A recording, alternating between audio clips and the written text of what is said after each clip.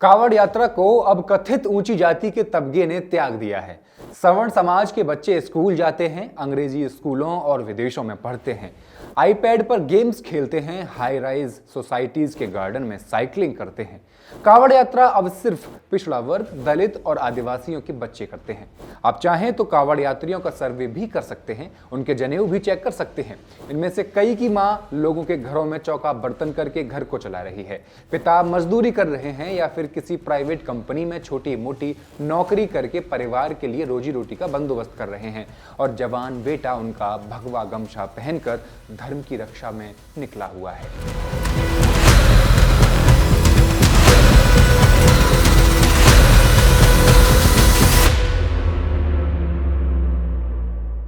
कांवड़ यात्रा एक अद्भुत अभियान है जो मजदूर क्लास से लेकर अपर क्लास तक को जोड़ता है। इसमें कोई जाति, धर्म या समुदाय का भेदभाव नहीं है, लेकिन मीडिया ट्रायल होता है, इन्हें बदनाम किया जाता है, यहाँ तक कि इन्हें उपद्रवी और आतंकवादी तक कहा जाता है। ये बयान है उत्तर प्रदेश के सीएम योगी आदित्यनाथ का, लेकिन सवाल यह है जब हिंसा सामने हो तो क्या उसे भी आस्था कहकर नजरअंदाज किया जाएगा? मेरठ, मिर्जापुर, हरिद्वार, रुड़की, मुजफ्फरनगर, लगभग हर इलाके से हिंसा की तस्वीरें सामने आई। कई ढाबों में तोड़फोड़, कहीं पुलिस के सामने गाड़ियां तोड़ी गईं, कहीं आने जाने वालों को तो कहीं सिक्योरिटी गार्ड्स तक को पीटा गया, सीआरपीएफ तक को पीटा गया, फौजियों तक को पीटा गया, पुलिस वालों तक को पीटा गया। मिर्जापुर में सीआरपीएफ जवान को पीटने वाले 7 कांवड़ियों को हिरासत में लिया गया था, लेकिन चंद घंटों में ही छोड़ दिया गया। मेरठ और मोदीनगर में पुलिस की मौजूदगी में गाड़ियों को नुकसान पहुंचाया गया था, लेकिन न कार्रवाई हुई, न कोई गिरफ्तारी हो सकी। हरिद्वार और रुड़की में जो वीडियो सामने आए उनमें भीड़ का चेहरा साफ दिखता है, मगर नाम गिनती के लिए ही लिए गए और धाराएं बेहद हल्की लगाई गई। 2025 की कांवड़ यात्रा खत्म हो चुकी है। आदमी को बहरा कर देने वाले डीजे अब सड़कों पर उत्पात नहीं मचा रहे। यात्रा खत्म तो हुई, लेकिन कई सारे सवाल छोड़ गई। ये भीड़ कौन है? ये लड़के कौन हैं? ये भाग कहाँ रहे हैं और क्यों भाग रहे हैं? कहाँ कितनी तोड़फोड़ मची? फैक्ट्स एंड फिगर्स के इस एपिसोड में I will explain.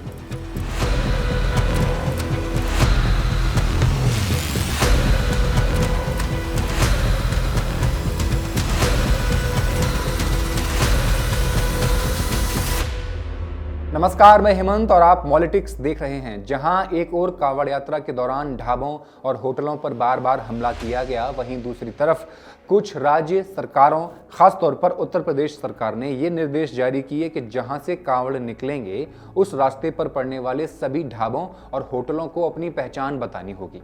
Supreme court की बेंच ने साफ कह दिया था, किसी ढाबे को अपने मालिक का नाम या कोई विशेष पहचान दिखाने के लिए मजबूर नहीं किया जा सकता। अगर कोई रेस्टोरेंट जो नॉनवेज सर्व करता है और सावन में केवल वेज खिला रहा है, तो इसके बारे में कस्टमर्स को जानकारी दी जानी चाहिए। यात्रा अब खत्म तो हुई, लेकिन पिछले कई दिनों तक दिल्ली की रातें चैन से नहीं कट सकीं। कांवड़ यात्रा के नाम पर तेज लाउड स्पीकर रात के 2-2 बजे तक बजते रहे, सड़कों पर ट्रैफिक जाम रहा और चारों तरफ अफरा तफरी मचती रही। दिल्ली पुलिस की हेल्पलाइन पर सैकड़ों कॉल्स आईं, लेकिन एक भी एफआईआर दर्ज नहीं की गई, न शोर के खिलाफ न ही बदसलूकी के खिलाफ। एक वरिष्ठ अफसर ने कहा, भीड़ भावनात्मक रूप से उकसाई जा चुकी है, हम कार्रवाई नहीं कर सकते, सिर्फ विनती कर सकते हैं, लेकिन ज्यादातर मानते नहीं, हमारे हाथ बंधे हुए हैं। शास्त्री पार्क, केशवपुरम, सीलमपुर, करोल बाग, महारानी बाग, कलकड़डूमा, विनोद नगर, पीतमपुरा, हर जगह से लंबी लंबी ट्रैफिक लाइनों की तस्वीरें सामने आई। पुलिस मूक दर्शक बनी खड़ी रही। जब हमने पुलिस से आग्रह किया कि ट्रैफिक जाम है, कम से कम दिशा निर्देश करके मदद ही कर दीजिए, तो वे बदतमीजी पर उतर आए। रास्तों से निकलते वक्त या रात के समय घरों में रहते हुए भी बड़ी बड़ी गाड़ियों में लदे हुए विशालकाय डीजे दिखे, जिनकी आवाज से शरीर के अंदर के ऑर्गन्स तक कांप रहे थे, दिल भी तेज धड़क रहा था, वाइब्रेट कर रहा था। वैज्ञानिक रूप से 85 डेसिबल से ज्यादा शोर कुछ ही मिनटों में सुनने की क्षमता को नुकसान पहुंचा सकता है, लेकिन दिल्ली प्रदूषण नियंत्रण समिति डीपीसीसी के मुताबिक शाहदरा समेत कई इलाकों में औसतन शोर 87.5 डेसिबल दर्ज किया गया। ईएनटी स्पेशलिस्ट के अनुसार इस तरह के डीजे साउंड से आप बहरे भी हो सकते हैं, खासकर बच्चे और बुजुर्ग। नींद खराब होती है, ब्लड प्रेशर एबनॉर्मल होता है और मानसिक तनाव बढ़ता जाता है। सड़कों के किनारे बड़े बड़े स्पॉन्सर्स द्वारा आरामगाह बनाए गए थे, आपने देखा भी होगा। बीच रोड पर भी बनाए गए थे, कई रोड्स बंद भी कर दिए गए थे। शिवाजी कॉलेज से लेकर शाहदरा तक सड़कों, पेट्रोल पंपों और पार्कों को कांवड़ियों ने अपना आरामगाह बनाया हुआ था। जो ऑफिस से घर अपने 7 बजे तक पहुंच जाते थे, उनके लिए रात के 11 साढ़े 11 तक पहुंचना बहुत आम बात हो गई थी।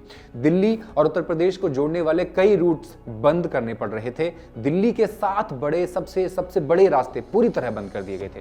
कहने को तो कांवड़ियों के लिए रस्सियों, बैरिकेडिंग और लोहे की लाइन से अलग रास्ते बनाए गए थे रोड्स के बराबर में, लेकिन डीजे और डिस्को लाइट्स से लैस गाड़ियों वाले कांवड़िए आम ट्रैफिक में ही घुसते नजर आए। कई इलाकों में वे सीधे रिहायशी इलाकों में घुस गए और प्रशासन ने कोई रुकावट नहीं डाली। एम्बुलेंस और फायर ब्रिगेड जैसी इमरजेंसी गाड़ियां भी डायवर्जन की भेंट चढ़ रही थी। हर जगह आस्था का हुजूम फैल गया। अब ये देखना आम हो चुका है कि कांवड़ पर भगवान शिव की तस्वीरों के साथ साथ राजनीतिक नेताओं की तस्वीरें, तिरंगा और राष्ट्रवादी नारों की सजावट भी हो। यात्रियों की टी शर्ट पर जहां शिव का चेहरा होता है, वहीं साथ में किसी नेता की तस्वीर भी होती है। ये सोची समझी सौंदर्य शास्त्रीय और राजनीतिक रणनीति है। वैसे तो धर्म चुपचाप, साफ सुथरा, नियंत्रण में और सभ्यता के भीतर होना चाहिए, लेकिन यहाँ धर्म है लाउडस्पीकर पर बजता भक्ति गीत, पसीने से भीगी हुई टी शर्ट और कंधे पर गूंजती हुई एक कांवड़ जो सिर्फ जल नहीं, पहचान की प्यास भी ढो रही है। कांवड़ यात्रा एक किस्म का कार्निवल बन जाती है, एक ऐसा त्योहार जिसमें वो तबका शामिल है जो आम तौर पर पब्लिक स्पेस से बाहर रखा जाता है। आज इस यात्रा में भाग लेने वाले ज्यादातर लोग कौन हैं? दलित, पिछड़े, आदिवासी, यानी वही तबके जो सामाजिक आर्थिक व्यवस्था के सबसे निचले पायदान पर हैं। आप चाहें तो इन कांवड़ियों का सर्वे कर लीजिए, इनकी जाति पूछ लीजिए या फिर जनेऊ चेक कर लीजिए, सच सामने आ जाएगा।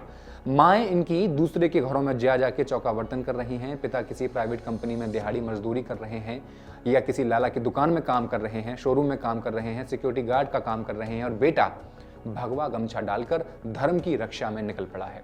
ये दृश्य बहुतायत में SC, ST और OBC समाज से आता है, जिनके पास रोजगार नहीं है, जमीन नहीं है और शायद उम्मीदें भी नहीं बची। ये वो वक्त होता है जब खेतों को सबसे ज्यादा देखभाल चाहिए होती है, फसलें बढ़ रही होती हैं, बारिश का पानी जमा करने का समय होता है, लेकिन ये लोग गाय, भैंस, खेत खलिहान, बच्चा, बूढ़ा सब छोड़कर सड़क पर निकले हैं। क्यों? क्योंकि इन्हें अब बाबा की कृपा चाहिए, रामदेवरा की रहमत और ख्वाजा की निगाह। ये मेहनतकश हाथ अब ईश्वर के सामने भीख मांगने की मुद्रा में है। इन्हें लगता है कि मंदिरों, मज़ारों और सड़कों पर धोख लगाते फिरेंगे तो इनकी तकदीर बदल जाएगी, लेकिन यथार्थ क्या है? इन झंडा उठाई भक्तों में शायद ही कोई फैक्ट्री मालिक, दुकानदार या सरकारी कर्मचारी दिखेगा। सावन भादों की बारिश, मच्छर, कीचड़, सांप, करंट और सड़क हादसे सब इनकी यात्रा का हिस्सा बन जाते हैं। हर साल सैकड़ों लोग दुर्घटनाओं में मारे जाते हैं। कोई ट्रक के नीचे कुचला जाता है, कोई नदी में बह जाता है, कोई जहरीले सांप का शिकार हो जाता है। हम सोचते हैं कि दलित, आदिवासी और पिछड़े समाज का नौजवान बेरोजगार है, लेकिन असल में वो व्यस्त है और उसे ये भ्रम दे दिया गया है कि वो काम कर रहा है। आज वो नौजवान मंदिर बना रहा है, भजन संध्याएं करवा रहा है, कभी सत्यनारायण की कथा, कभी भागवत, रामलीला में जयकारा, शोभा यात्रा में झांकी, झंडा, माइक, ढोल और भगवा, यही उसका काम बन गया है।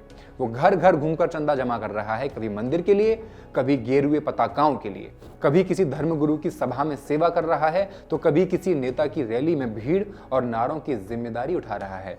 नहीं चाहिए, रोटी नहीं चाहिए, मंदिर चाहिए।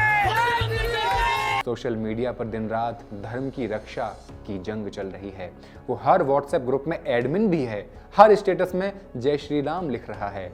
इनकी आने वाली पीढ़ियां सिर्फ कांवड़ उठाएंगी, मंदिर बनाएंगी, लेकिन देश कभी नहीं बन पाएगा। देहाती ये नहीं सोचता कि कांवड़ की असली जरूरत तो सवर्णों को है, क्योंकि इनकी कमाई तो चतुराई, तिकड़म और बाजार पर टिकी है, जबकि देहातियों की कमाई हल, फावड़ा, खेत और मेहनत के पसीने से निकली है।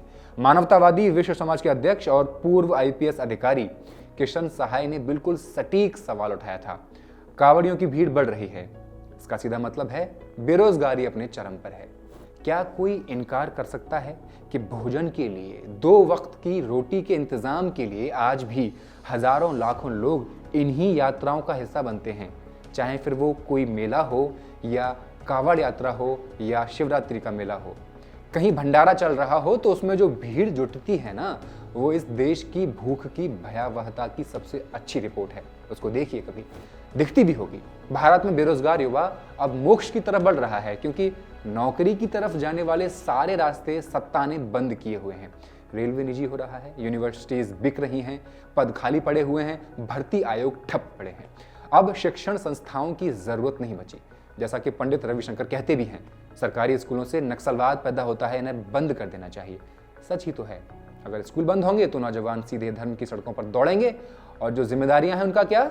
खेतों में आत्महत्या करता किसान, इलाज के बिना मरता मरीज, भुखमरी में बिलखते बच्चे, बलात्कार और हिंसा की शिकार महिलाएं, जातीय भेदभाव में पिसता दलित, फैक्ट्रियों में मरते मजदूर, भ्रष्टाचार में खोखला होता सिस्टम, अपराध में फिसलते बेरोजगार, धर्म की आग में जलता समाज, ये सब समस्याएं अब युवाओं के लिए क्षणिक और इस जन्म तक सीमित मानी जा रही हैं, क्योंकि उनका लक्ष्य नौकरी, रोजगार या अधिकार नहीं, बल्कि अब मोक्ष है। कई बार हमने ये देखा कि ये यात्राएं आस्था नहीं बल्कि जिम्मेदारियों से भागने का रास्ता बन जाती हैं। घर में आपके बीमार माँ बाप पड़े हुए हैं, स्कूल जाते बच्चे हैं आपके, कर्ज में आपका परिवार डूबा हुआ है, ये सब छोड़कर आप मोक्ष की खोज में निकले हैं। भाई की पढ़ाई का खर्च देना था, माँ की दवा लानी थी, पिता के साथ खेत संभालना था, लेकिन सब छोड़कर बाबा का जल चढ़ाने वाले क्यों बन गए आप?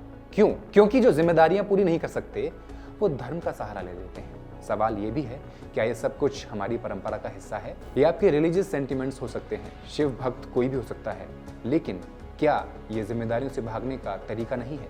40 साल पहले क्या कोई कावड़ यात्रा नहीं होती थी? क्या कोई गणेश उत्सव ऐसे नहीं होता था? न मटकी फोड़, न करवा चौथ का बाजार, क्या यह सब नहीं होता था? तो क्या हमारे पूर्वज कम धार्मिक थे? ये नए आयोजन किसने शुरू किए और क्यों? क्योंकि आयोजकों को धर्म के नाम पर नौजवानों की भीड़ चाहिए, जिससे राजनीति को भीड़ मिले, बाजार को ग्राहक और आयोजकों को स्थायी रोजगार। धन्यवाद।